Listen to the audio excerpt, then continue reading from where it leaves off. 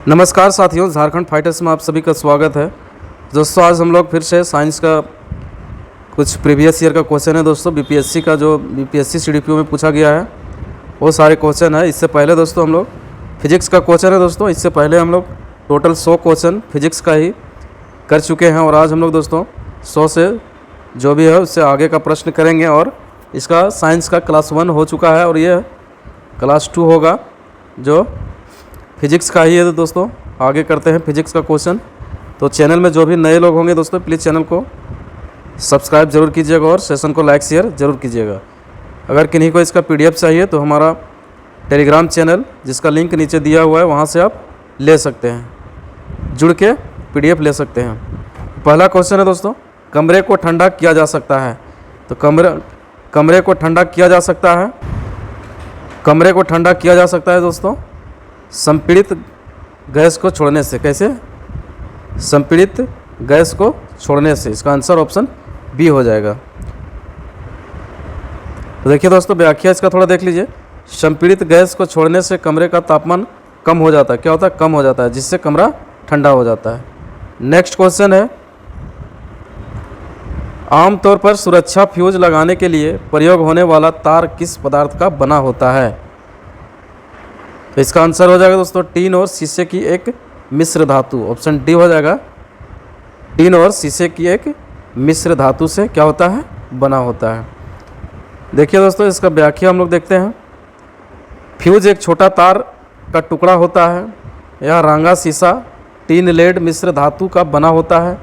इसका गलनांक निम्न होता है और लघु पतन, अतिभारण, वोल्टता वृद्धि आदि के कारण जब परिपथ में धारा निर्दिष्ट मान से अधिक हो जाती है तो फ्यूज गलकर क्या होता है? टूट जाता है और इसे इलेक्ट्रॉनिक उपकरणों के नुकसान होने पर एवं संभावित दुर्घटना टल जाती है। नेक्स्ट क्वेश्चन है, निम्न में से कौन सा ऊष्मा का सबसे अधिक कुचालक है? तो कौन सा दोस्तों ऊष्मा का सबसे अधिक कुचालक है?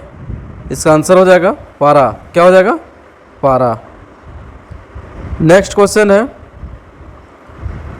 अच्छा इसका देख लेते हैं हम लोग, थोड़ा व्याख्या भी देख लीजिए।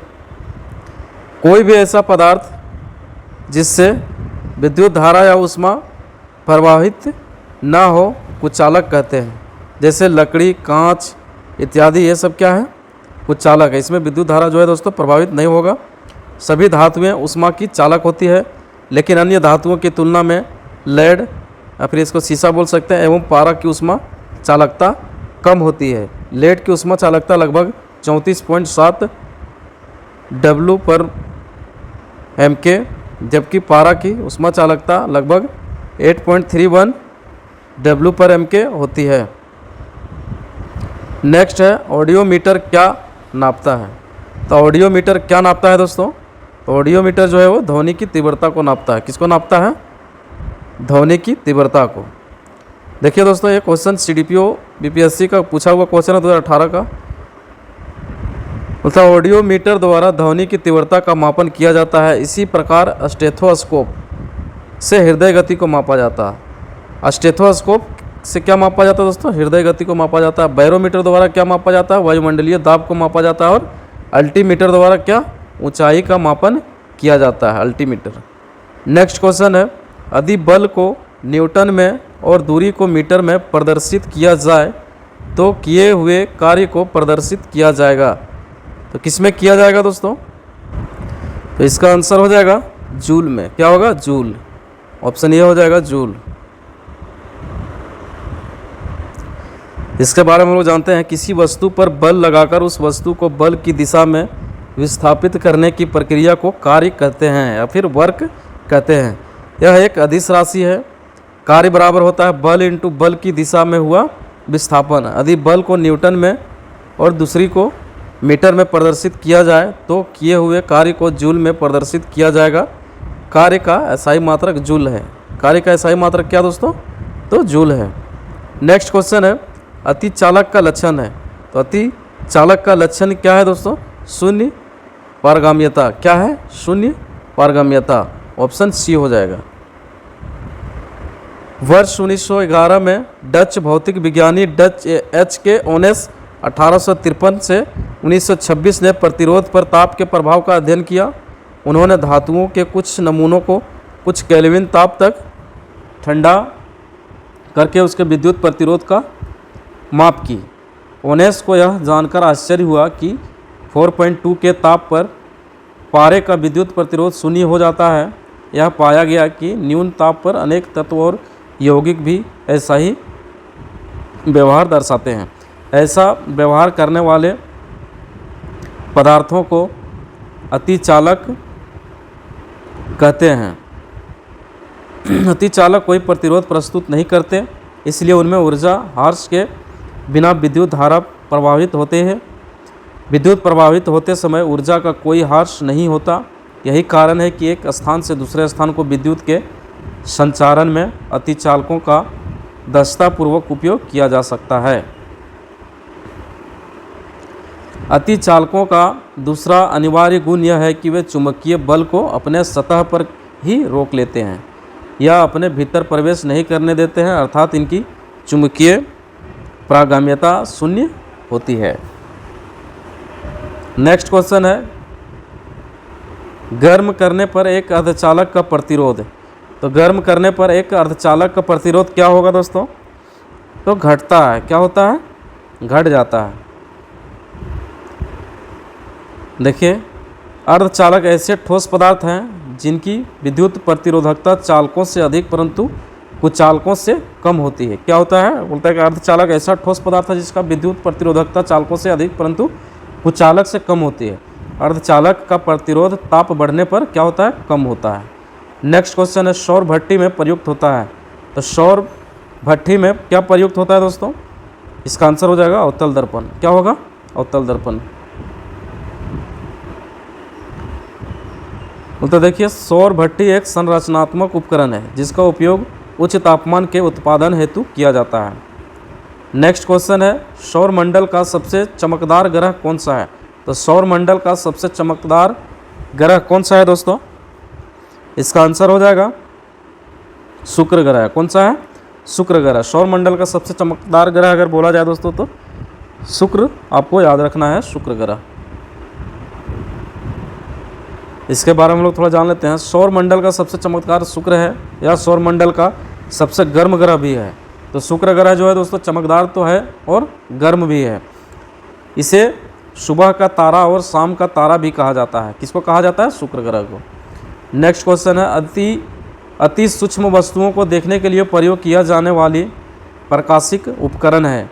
तो क्या है दोस्तों? माइक्रोस्कोप। ऑप्शन ये हो जाएगा माइक्रोस्कोप। बोलता है कि अति सूक्ष्म वस्तुओं को माइक्रोस्कोप से देखा जाता है। यह एक प्रकाशिक यंत्र है जिसकी सहायता से सूक्ष्म वस्तुओं को स्पष्ट रूप से देखा जाता है। इसमें 2 उत्तल लेंस का उपयोग किया जाता है।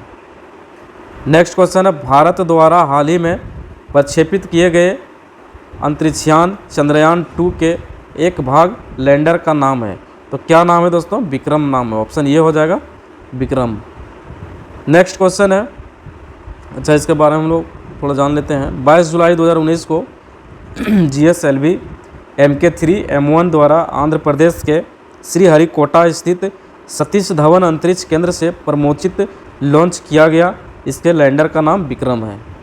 नेक्स्ट क्वेश्चन है, अल्ट्रासोनिक तरंगें। तो अल्ट्रासोनिक तरंगें क्या है दोस्तों? तो ऑप्शन बी हो जाएगा 20 के हर्ट्ज से ज़्यादा आवृत्ति की ध्वनि तरंगें हैं। अल्ट्रासोनिक तरंगें जो है वो 20 के हर्ट्ज से ज़्यादा आवृत्ति की ध्वनि तरंगें हैं। 20 के hertz kilo hertz 20 kilo hertz से ज़्यादा आवृत्ति की ध्वनि तरंगों को अल्ट्रासोनिक तरंगें कहा जाता है। इस ध्वनि को मनुष्य नहीं सुन सकते हैं, परंतु कुछ जानवरों जैसे कुत्ता, बिल्ली, चमगादड़ आदि द्वारा इसे सुना जा सकता है। इसे गाल्टन की सीटी के द्वारा उत्पन्न किया जा सकता है। नेक्स्ट क्वेश्चन है,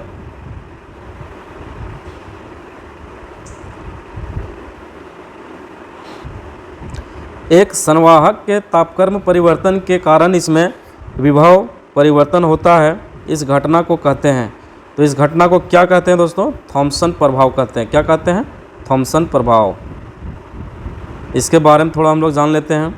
जब किसी संवाहक के दोनों सिरों को अलग अलग तापमान पर रखा जाता है तो इसके माध्यम से विद्युत धारा प्रवाहित होने पर संवाहक की लंबाई के साथ साथ ऊष्मा के विकास या अवशोषण की घटना को थॉम्सन प्रभाव के रूप में जाना जाता है। नेक्स्ट क्वेश्चन है, स्वचालित कारों में सामान्यतया कौन सा तेल लगता है? तो कौन सा तेल लगता है दोस्तों? तो पेट्रोल लगता है। ये तो सभी को पता होगा। ये भी देखिए क्वेश्चन दोस्तों CDPO BPSC में पूछा गया है 2005 में। स्वचालित कारों में सामान्यतया पेट्रोल का प्रयोग किया जाता है। गैसोलीन या पेट्रोलियम से प्राप्त व्युत्पन्न तरल मिश्रण है। पेट्रोल को शक्तिशाली घुलनशील द्रव की भांति भी प्रयोग किया जाता है। नेक्स्ट क्वेश्चन, स्टीम इंजन कैसे चलता है? तो स्टीम इंजन कैसे चलता है दोस्तों? इसका आंसर हो जाएगा ऊष्मा से चलता है। कैसे चलता है स्टीम इंजन? तो ऊष्मा से चलता है। भाप इंजन एक प्रकार का ऊष्मा इंजन है जिसका उपयोग भाप ऊष्मा का उपयोग करके आंतरिक कार्य करने में किया जाता है। भाप के इंजन अधिकांशतः बाह्य दहन इंजन होते हैं। भाप इंजन में रैंकिन चक्र का उपयोग किया जाता है। भाप के इंजन का आविष्कार जेम्स वाट ने किया था। ये भी दोस्तों आपका इम्पोर्टेंट है। भाप का इंजन का आविष्कार कौन किया था? तो जेम्स वाट ने किया था। नेक्स्ट क्वेश्चन है, वातानुकूलन यंत्र से किस प्रकार ठंडक होती है? तो वातानुकूलन यंत्र से किस कारण ठंडक होती है दोस्तों? इसका आंसर हो जाएगा गैस को दबाने एवं मुक्त करने से। ऑप्शन ये हो जाएगा इसका आंसर, गैस को दबाने एवं मुक्त करने से।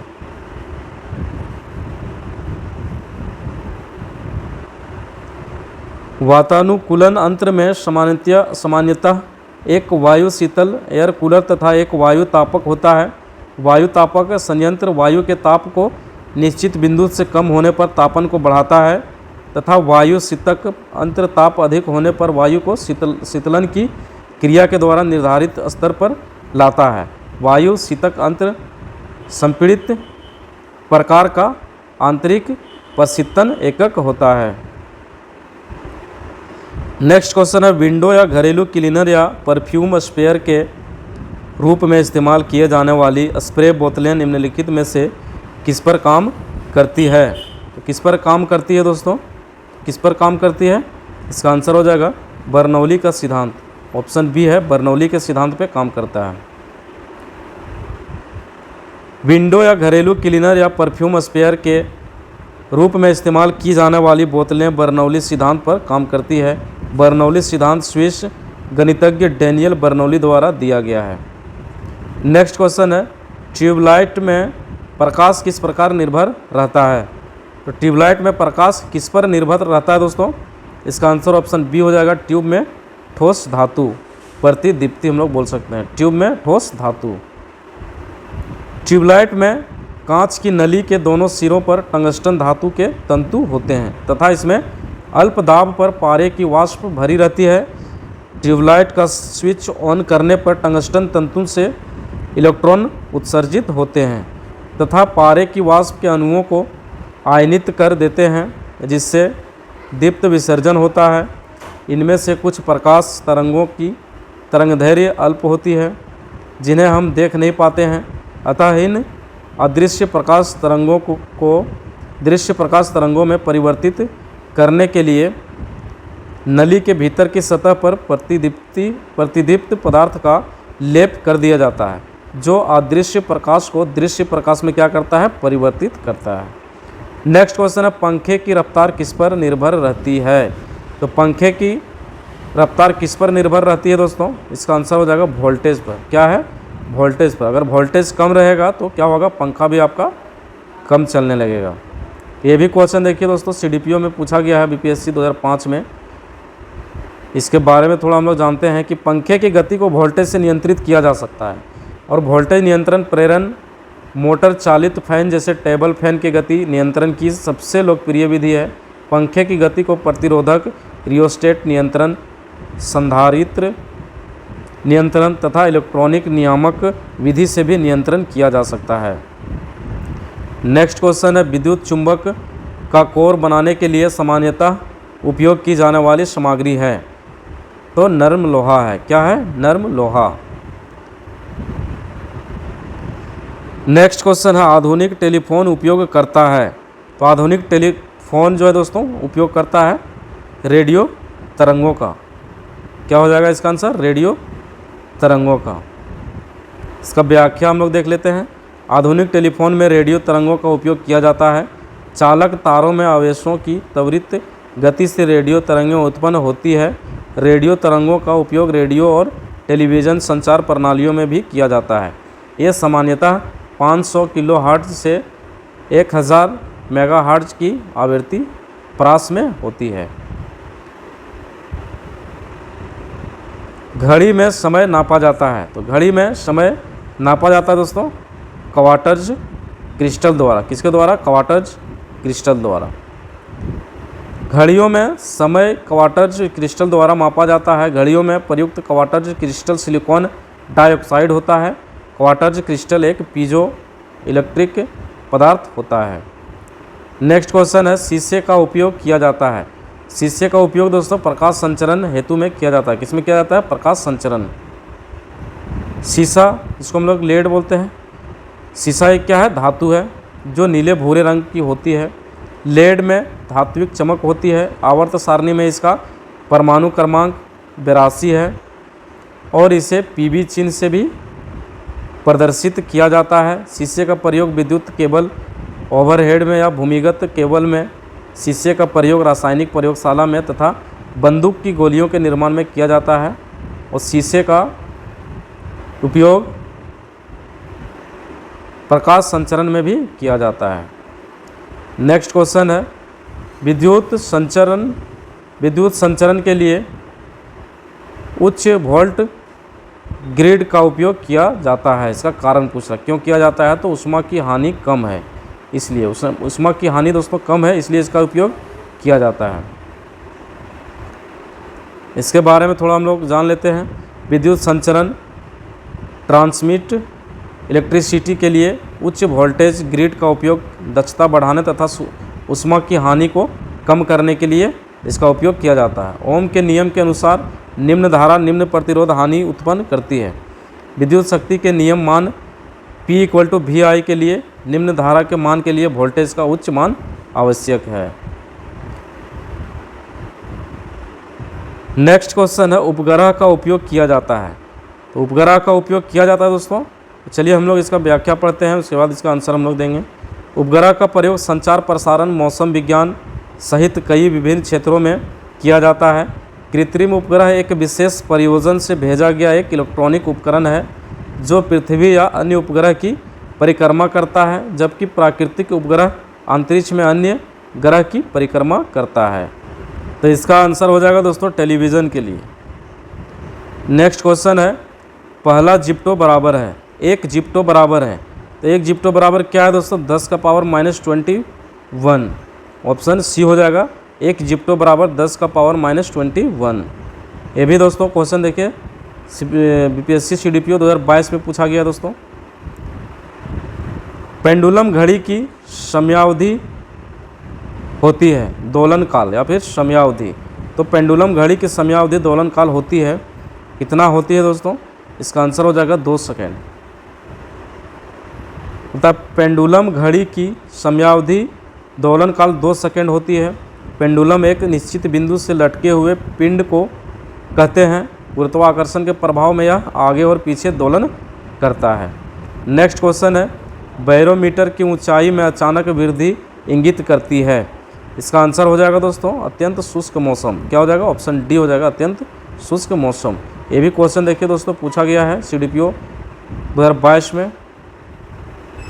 बैरोमीटर वायुमंडलीय दबाव को मापने वाला एक यंत्र है जिसकी सहायता से मौसम संबंधी पूर्वानुमान लगाया जाता है। बैरोमीटर की ऊंचाई में अचानक वृद्धि अत्यंत शुष्क मौसम की ओर संकेत करती है, जबकि बैरोमीटर के पाठ्यक्रम में अचानक आई गिरावट आंधी एवं तूफान का संकेत देती है। बैरोमीटर के तापमान में धीरे धीरे गिरावट वर्षा होने के संभावना को व्यक्त करती है। नेक्स्ट क्वेश्चन है, बहुत ठंड के मौसम में पानी का जलीय जीवन को संरक्षित करने में मदद करता है। तो कौन मदद करता है? इसका आंसर हो जाएगा दोस्तों विस्तार। क्या हो जाएगा? बहुत ठंड के मौसम में पानी का विस्तार जलीय जीवन संरक्षित करने में मदद करती है। नेक्स्ट क्वेश्चन है, निम्नलिखित में से ग्रीन हाउस गैस है। तो ग्रीन हाउस गैस क्या है दोस्तों? यहाँ आंसर देखिए उपर्युक्त में से कोई नहीं या फिर उपर्युक्त में से एक से अधिक। तो चलिए हम लोग इसका व्याख्या देखते हैं। ग्रीन हाउस गैसें पृथ्वी के वायुमंडल में मौजूद वे गैसें हैं जो पृथ्वी से परावर्तित होने वाली विकिरणों को रोककर वायुमंडल को गर्म बनाए रखती है। कुछ प्रमुख ग्रीन हाउस गैसें निम्नलिखित है। कार्बन डाइऑक्साइड, ये सब जो गैस है दोस्तों ग्रीन हाउस गैसें हैं। मीथेन, नाइट्रस ऑक्साइड, जलवाष्प, हाइड्रोफ्लोरोकार्बन और ओजोन। इस प्रश्न में एक से अधिक विकल्प सही होने के कारण सही उत्तर विकल्प ई होगा। नेक्स्ट है, नाई की दुकान में 2 समतल दर्पण रखे जाते हैं। तो किस लिए रखे जाते हैं दोस्तों? एक दूसरे के समांतर रखे जाते हैं। नाई की दुकान में 2 समतल दर्पण रखे जाते हैं, तो किस तरह रखे जाते हैं? एक दूसरे के समांतर रखे जाते हैं। ये भी दोस्तों CDPO में पूछा गया 2022 में। तो समतल दर्पण एक तरफ रजत धातु की चमकीली परत वाली कांच की पतली, चपटी और चिकनी शीट होती है। समतल दर्पण द्वारा बने प्रतिबिंब की प्रकृति आभासी एवं सीधी होती है। इसमें प्रतिबिंब का आकार वस्तु के आकार के बराबर होता है। समतल दर्पण पर बना वस्तु का प्रतिबिंब दर्पण के पीछे उतनी ही दूरी पर बनता है जितनी दूरी पर वस्तु दर्पण के सामने रखी होती है। नाई की दुकान में समतल दर्पण का प्रयोग किया जाता है जो एक दूसरे के समानांतर रखे जाते हैं। नेक्स्ट क्वेश्चन है, बिल्ली के सुनने का आवर्ती विस्तार होता है। कितना होता है दोस्तों? ऑप्शन सी हो जाएगा 40 हर्ट्ज से 64 किलो हर्ट्ज। बिल्ली के सुनने का आवर्ती जो है दोस्तों 45 हर्ट्ज से 64 किलो हर्ट्ज तक होता है। नेक्स्ट क्वेश्चन है, पृथ्वी के चुंबकीय क्षेत्र में रखे गए दंड बार चुंबक जिसका उत्तरी ध्रुव भौगोलिक उत्तर दिशा की ओर स्थित है के चारों उदासीन बिंदुओं की संख्या होती है। तो 2 होती है। कितने होती है दोस्तों? इसका आंसर 2 हो जाएगा। नेक्स्ट क्वेश्चन है, बड़े शोरूम और डिपार्टमेंटल स्टोर में इस्तेमाल किया जाने वाला विजिलेंस दर्पण होता है। तो क्या होता है दोस्तों? उत्तल दर्पण। कौन सा दर्पण होता है? उत्तल दर्पण।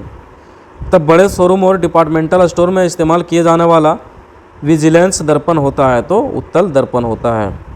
नेक्स्ट क्वेश्चन है, एक सुचालक को दूसरे चार्ज किए गए सुचालक से पास लाकर बिना संपर्क बनाए चार्ज करने की प्रक्रिया कहलाती है। तो क्या कहलाती है दोस्तों? इसका आंसर ऑप्शन ये हो जाएगा प्रेरण। क्या कहलाती है? प्रेरण कहलाती है।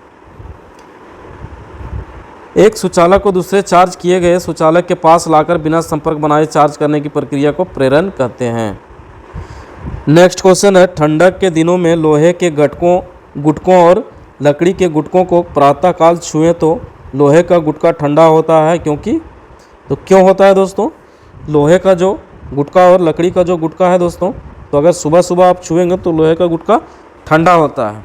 तो क्यों ऐसा होता है? तो लकड़ी की तुलना में लोहा ऊष्मा का क्या है? अच्छा चालक है, इसलिए गर्म होता है। नेक्स्ट क्वेश्चन है, इसके बारे में थोड़ा जान लीजिए दोस्तों।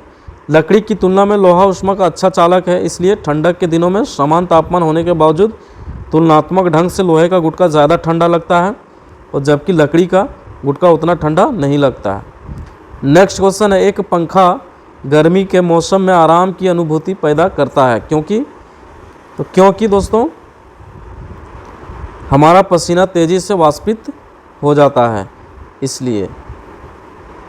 नेक्स्ट क्वेश्चन है, कमरे में रखा रेफ्रिजरेटर का दरवाज़ा खोलकर आप अंततः कमरे को ठंडा थोड़ा गर्म कर सकते हैं।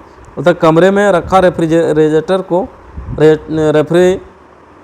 का दरवाज़ा खोलकर दोस्तों क्या करते हैं? आप अंततः कमरे को थोड़ा गर्म कर सकते हैं।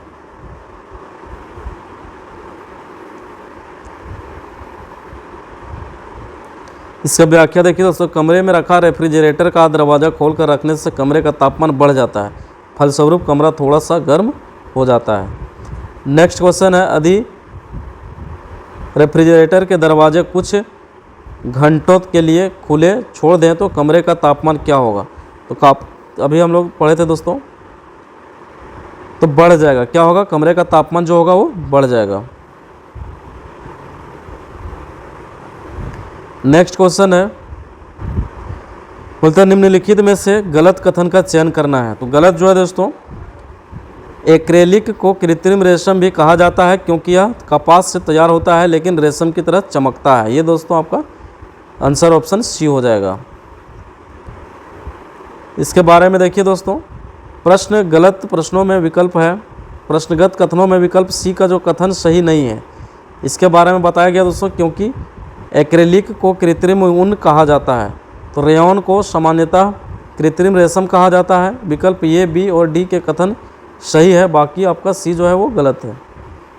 नेक्स्ट क्वेश्चन है, दो उत्तरोत्तर श्रृंग अथवा दो उत्तरोत्तर गर्त के बीच की दूरी को क्या कहते हैं? तो तरंगदैर्घ्य कहते हैं। क्या कहते हैं? तरंगदैर्घ्य कहते हैं।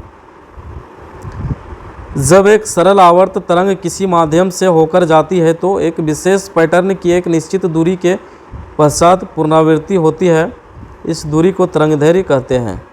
नेक्स्ट क्वेश्चन है, जब प्रकाश एक माध्यम से दूसरे में जाता है तो निम्न में से कौन सी नहीं बदलती है? नहीं या फिर नहीं बदलता है। तो क्या नहीं बदलता है दोस्तों? तो इसका आवृत्ति जो है वो नहीं बदलती है।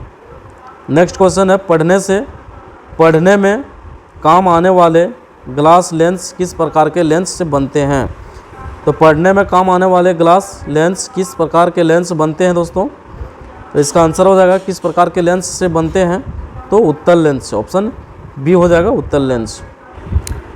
इसके बारे में दोस्तों हम लोग कुछ जान लेते हैं।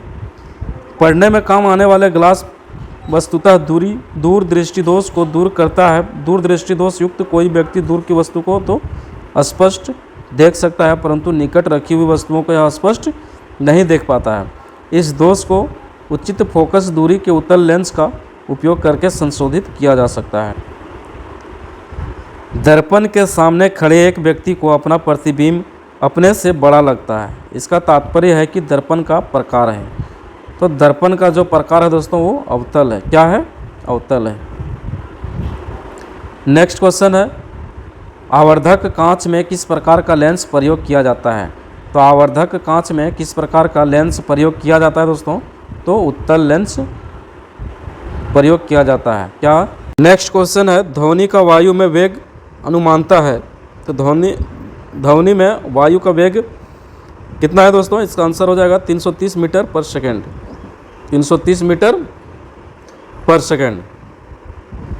ध्वनि की वायु में वेग माध्यम की प्रकृति पर निर्भर करती है। ध्वनि का वेग वायुमंडलीय परिस्थितियों जैसे ताप, आर्द्रता आदि पर भी निर्भर करता है।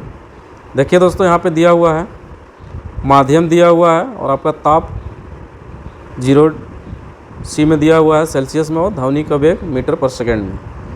तो शुष्क वायु जो है वो उसका ताप 0 है। ध्वनि का वेग 332 मीटर पर सेकेंड होगा। शुष्क वायु 25, 346 ध्वनि का वेग। हाइड्रोजन ताप है इसका 25, उसके बाद ध्वनि का वेग है 1284। इसी तरह से दोस्तों देख लीजिएगा, इसका PDF हम डाल देंगे टेलीग्राम ग्रुप में। नेक्स्ट क्वेश्चन है, प्रकाश विकिरणों की प्रकृति होती है। प्रकाश विकिरणों की प्रकृति होती है,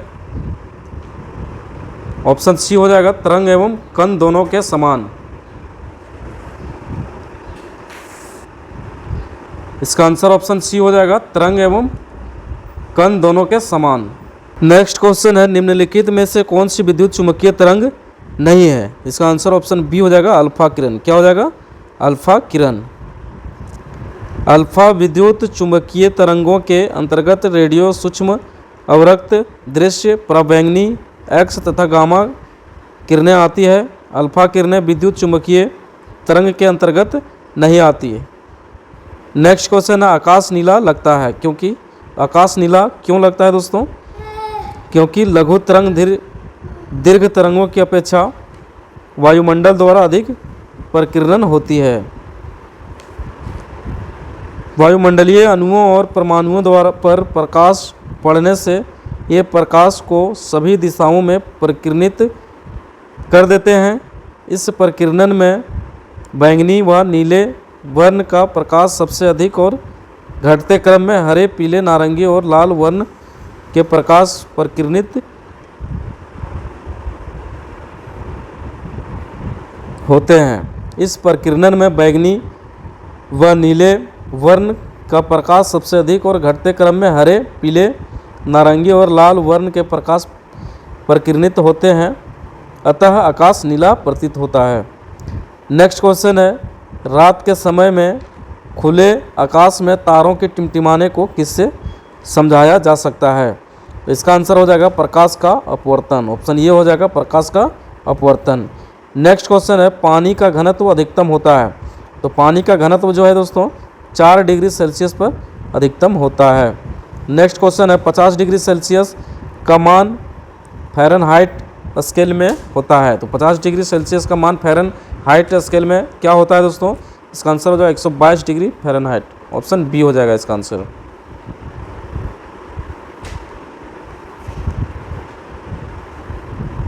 नेक्स्ट क्वेश्चन है, बर्फ का एक टुकड़ा पानी से लबालब भरे बीकर में तैर रहा है, जब पूरी बर्फ पिघल जाए तब क्या होगा? तो क्या होगा दोस्तों?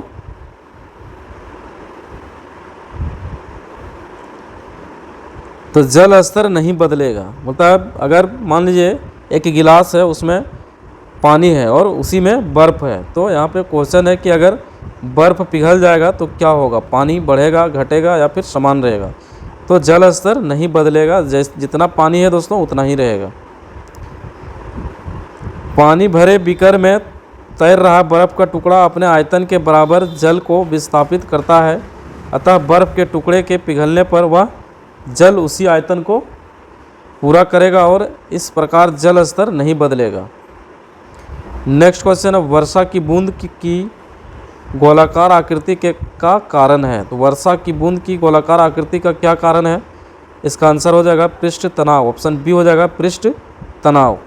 तो वर्षा की बूंद की गोलाकार आकृति का कारण पृष्ठ तनाव होता है। पृष्ठ तनाव आणविक आकर्षण का परिणाम है। वर्षा की बूंद पिघली धातु की बूंद आदि सभी गोलीय होती है, क्योंकि उनकी सतह सिकुड़कर न्यूनतम क्षेत्र की होना चाहती है और एक निश्चित आयतन के लिए गोलीय आकृति निश्चित सतह का क्षेत्रफल न्यूनतम होता है। नेक्स्ट क्वेश्चन है, सबसे ज़्यादा श्यानता होती है। तो सबसे ज़्यादा श्यानता कौन होती है दोस्तों? तो शहद की होती है। किसकी होती है? शहद की श्यानता सबसे ज़्यादा होती है। नेक्स्ट क्वेश्चन है, महासागर में ऊंची जल तरंगें कैसी आती है? महासागर में ऊंची जल तरंगें कैसे आती है दोस्तों? इसका आंसर हो जाएगा चंद्रमा से। ऑप्शन डी हो जाएगा क्या? चंद्रमा से। महासागर में ऊंची जल तरंगें चंद्रमा के गुरुत्वाकर्षण बल की परिणाम है।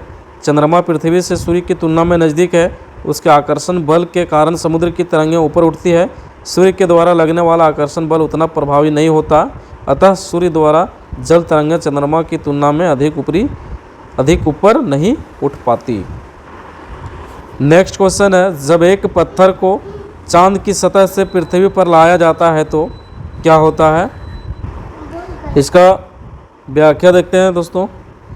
जब किसी पत्थर को चांद की सतह से पृथ्वी पर लाया जाता है तो इसका द्रव्यमान स्थिर रहता है, लेकिन भार अधिक हो जाएगा, क्योंकि पृथ्वी पर चंद्रमा की अपेक्षा गुरुत्वीय त्वरण अधिक होता है। नेक्स्ट क्वेश्चन है, प्रेशर कुकर में खाना जल्दी पक जाता है क्योंकि? प्रेशर कुकर में दोस्तों खाना जल्दी क्यों पक जाता है?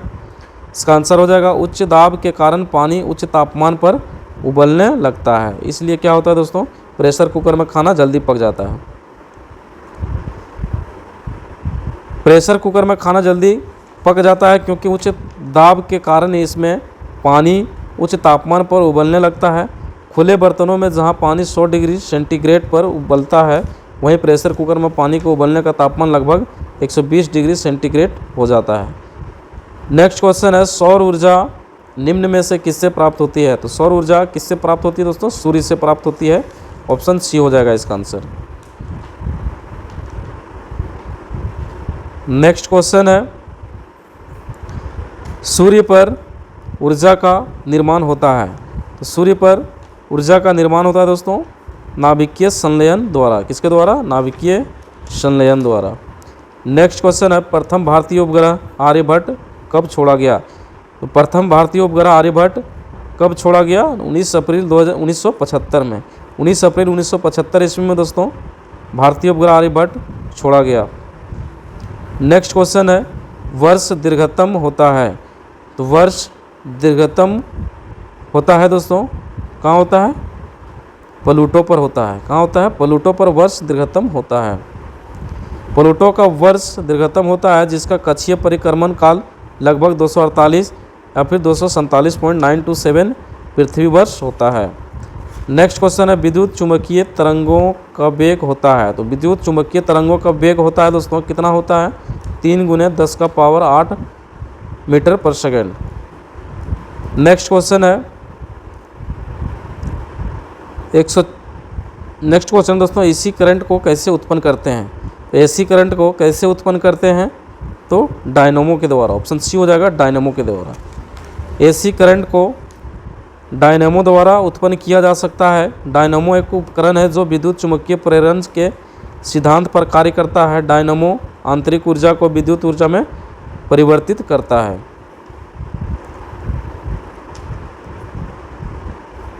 नेक्स्ट क्वेश्चन है, धारा घनत्व होता है। तो धारा घनत्व होता है दोस्तों एक सदिश राशि है। क्या है? एक सदिश राशि है। प्रकाश की गति निम्न में से किस माध्यम से न्यूनतम होगी? तो प्रकाश की गति निम्न में से किस माध्यम से न्यूनतम होगी दोस्तों? इसका आंसर हो जाएगा कांच के माध्यम से। ऑप्शन डी हो जाएगा। जिस वस्तु या पदार्थ का अपवर्तनांक ज़्यादा होता है उसमें प्रकाश की गति न्यूनतम होती है। कांच, निर्वात, जल तथा वायु में से कांच का अपवर्तनांक सबसे ज़्यादा होता है, इसलिए प्रकाश की गति कांच में न्यूनतम होती है। नेक्स्ट क्वेश्चन है, सूर्य के प्रकाश का धरती की सतह पर पहुंचने में लगने वाला समय लगभग कितना है? तो 8.5 मिनट है। कितना है? 8.5 मिनट। सूर्य के प्रकाश का धरती की सतह पर पहुंचने में लगभग 499 सेकेंड या फिर 8 मिनट 19 सेकेंड है। चूँकि निकटतम विकल्प 8.5 मिनट है, अर्थात 8 मिनट 30 सेकेंड दिया गया है, अतः इस प्रश्न के लिए विकल्प सी उत्तर माना जाएगा। सूर्य से पृथ्वी की औसत दूरी लगभग 150 × 10⁻7 किलोमीटर है। प्रकाश की चाल 3 × 10⁸ किलोमीटर पर सेकेंड है। नेक्स्ट क्वेश्चन है, सूर्य का प्रकाश पृथ्वी पर पहुंचता है। इसका आंसर हो जाएगा दोस्तों ऑप्शन ई यहाँ पे दिया हुआ है, उपरोक्त में से कोई नहीं या फिर एक से अधिक। तो चलिए इसका व्याख्या देखते हैं। नासा की वेबसाइट पर उपलब्ध आंकड़ों के अनुसार सूर्य का प्रकाश पृथ्वी तक पहुंचने में 499 सेकंड यानी 8 मिनट 19 सेकंड लगते हैं। यद्यपि बिहार लोक सेवा आयोग ने अपने प्रारंभिक उत्तर पत्रक में विकल्प सी को सही माना है, लेकिन प्रश्न में उपर्युक्त में से कोई नहीं विकल्प मौजूद है, अतः विकल्प ई ज़्यादा सटीक होगा। इसमें जो दोस्तों बिहार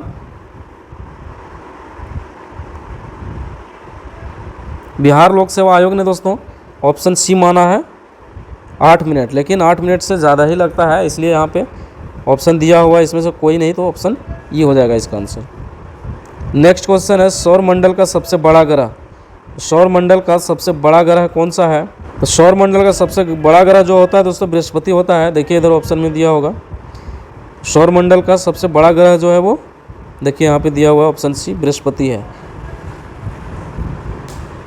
सबसे छोटा ग्रह बुध है और सबसे बड़ा ग्रह बृहस्पति है। बृहस्पति का औसत व्यास जो है दोस्तों 1,39,822 किलोमीटर है। कितना है? पृथ्वी का जो औसत व्यास है 1,39,822 किलोमीटर। नेक्स्ट क्वेश्चन है, निम्न में से कौन सी धातु रोशनी के बल्बों में फिलामेंट निम्न में से कौन सी धातु रोशनी के बल्बों में फिलामेंट के रूप में प्रयोग होती है? इसका आंसर टंगस्टन हो जाएगा। क्या हो जाएगा? ऑप्शन डी हो जाएगा टंगस्टन। नेक्स्ट क्वेश्चन है, निम्न में से कौन सी धातु अर्धचालक के रूप ट्रांजिस्टर में प्रयोग होती है? इसका आंसर जर्मेनियम हो जाएगा, ऑप्शन बी। सिलिकॉन और जर्मेनियम जैसे कुछ पदार्थों के विद्युत प्रतिरोध का मान चालकों एवं विद्युत प्रतिरोध के बीच का होता है, इन्हें अर्धचालक कहते हैं। ये सामान्यतः चालक होते हैं, लेकिन इनमें कुछ अपद्रव्य मिलाने पर इनकी चालकता क्या होता है दोस्तों, बढ़ जाती है तथा वे N प्रकार व P प्रकार के अर्धचालक बन जाते हैं जिनका उपयोग ट्रांजिस्टर में होता है। नेक्स्ट क्वेश्चन है परमाणु नाभिक के अवयव हैं, तो कौन है दोस्तों, ऑप्शन सी हो जाएगा प्रोटॉन और न्यूट्रॉन है। परमाणु नाभिक के अवयव कौन कौन है दोस्तों, तो प्रोटॉन और न्यूट्रॉन है। नेक्स्ट क्वेश्चन है किसी विखंडनीय द्रव्य का क्रांतिक द्रव्यमान होगा, तो क्या होगा दोस्तों, इसका आंसर हो जाएगा श्रृंखला अभिक्रिया हेतु आवश्यक न्यूनतम द्रव्यमान, ऑप्शन बी हो जाएगा। नेक्स्ट क्वेश्चन है निम्नलिखित में से कौन सा विकल्प गलत है, तो कौन सा विकल्प गलत है दोस्तों, तो नाभिक के अंदर प्रोटॉन और इलेक्ट्रॉन की उपस्थिति के कारण परमाणु विद्युत रूप से उदासीन होता है, ये आपका सही विकल्प नहीं है। चलिए इसका व्याख्या देखते हैं हम लोग।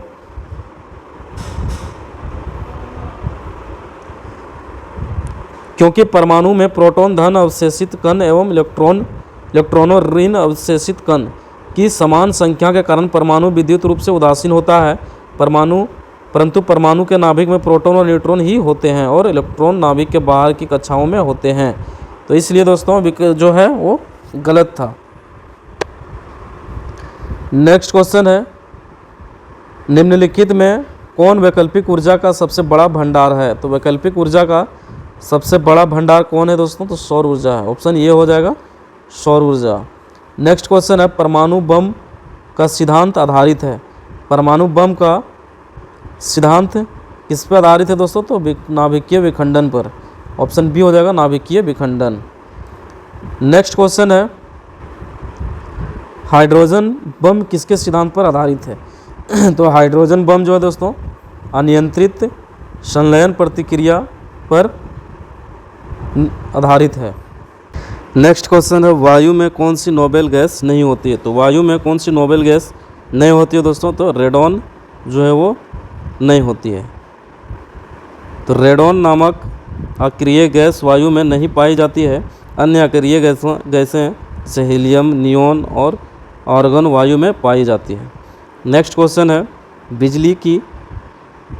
बिजली की खपत का बिल किसके मापन पर आधारित होता है, तो बिजली की खपत का बिल दोस्तों किसके मापन पर आधारित, तो इसका आंसर हो जाएगा दोस्तों वाट, क्या हो जाएगा वाट, तो केवल 1 इसका आंसर हो जाएगा।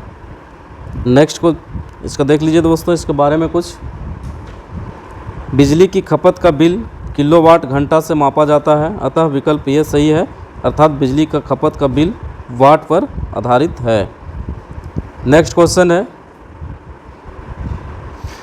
निम्नलिखित में सबसे भारी धातु कौन है, तो सबसे भारी धातु जो है दोस्तों वो यूरेनियम है। कौन सा है, यूरेनियम है, और यूरेनियम सबसे भारी धातु है दोस्तों। इसका परमाणु संख्या कितना है, 92 है, और इसका परमाणु भार जो है 238.08 है। नेक्स्ट क्वेश्चन है इंसेक्ट 2A कब छोड़ा गया, तो इंसेक्ट 2A कब छोड़ा गया, 10 जुलाई 1992 को छोड़ा गया। नेक्स्ट क्वेश्चन है एक प्रिंटर की गुणवत्ता किससे निर्धारित की जाती है, एक प्रिंटर की गुणवत्ता किससे निर्धारित की जाती है, इसका आंसर ऑप्शन सी हो जाएगा बिंदु प्रति इंच, क्या हो जाएगा बिंदु प्रति इंच। नेक्स्ट क्वेश्चन है प्रयोगशाला में विकसित हीरे LGD के संदर्भ में हीरे के बीज के रूप में किसका उपयोग किया जाता है, किसका उपयोग किया जाता है दोस्तों, इसका आंसर हो जाएगा, इसका आंसर ग्रेफाइट हो जाएगा, क्या होगा ऑप्शन डी हो जाएगा ग्रेफाइट। प्रयोगशाला में विकसित हीरे अर्थात लैब ग्रो डायमंड LGD के संदर्भ में हीरे के बीज के रूप में ग्रेफाइट का उपयोग किया जाता है। इन हीरों का निर्माण अधिकतर 2 विधियों उच्च दबाव उच्च तापमान विधि या रासायनिक वाष्प जमाव CVD के माध्यम से किया जाता है। नेक्स्ट क्वेश्चन है बुलेट प्रूफ जैकेट बनाने के लिए उपयोग किया जाने वाला फाइबर क्या है, तो बुलेट प्रूफ जैकेट बनाने के लिए उपयोग किया जाने वाला फाइबर क्या है दोस्तों, तो केवलर है, ऑप्शन ये हो जाएगा केवलर। नेक्स्ट क्वेश्चन है HMX के पूर्ण रूप क्या है, तो HMX का पूर्ण रूप पूछा जा रहा है, तो HMX इसका पूर्ण रूप हाई मेल्टिंग एक्सप्लोसिव क्या हो जाएगा, हाई मेल्टिंग एक्सप्लोसिव HMX। बोलता नीचे दिए कूट का प्रयोग कर सही उत्तर दीजिए, तो इसका आंसर ऑप्शन डी केवल एक जो है वो सही है।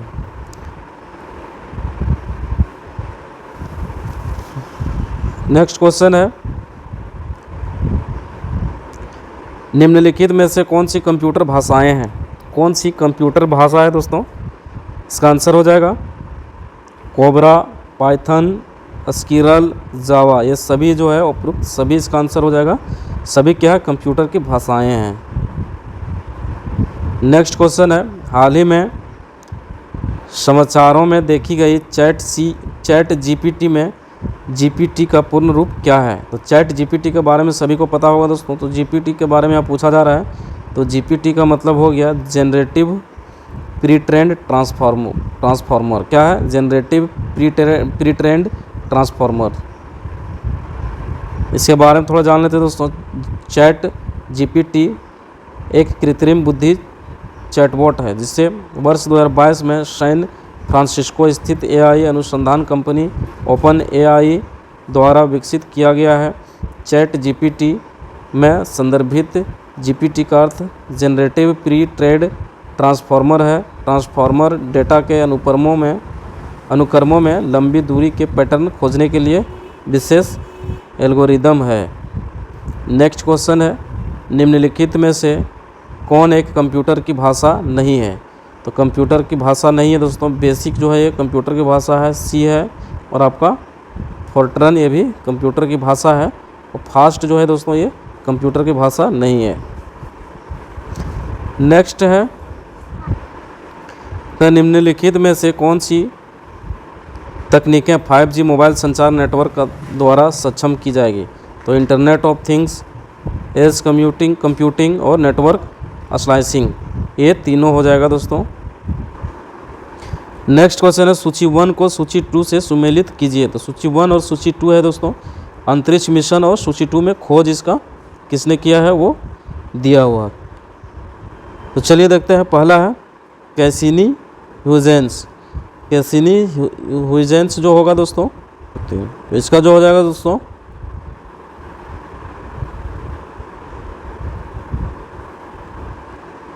ये जो है देखिए कैसिनी ह्यूजेंस, ये आपका शनि और उसके वलय, और जूनो जो है वो बृहस्पति, और आर्टेमिस जो है आर्टेमिस इसका मानव अंतरिक्ष उड़ान चंद्रमा से मंगल ग्रह तक का खोज किया था। और वेरिटास जो है वो शुक्र। नेक्स्ट क्वेश्चन है,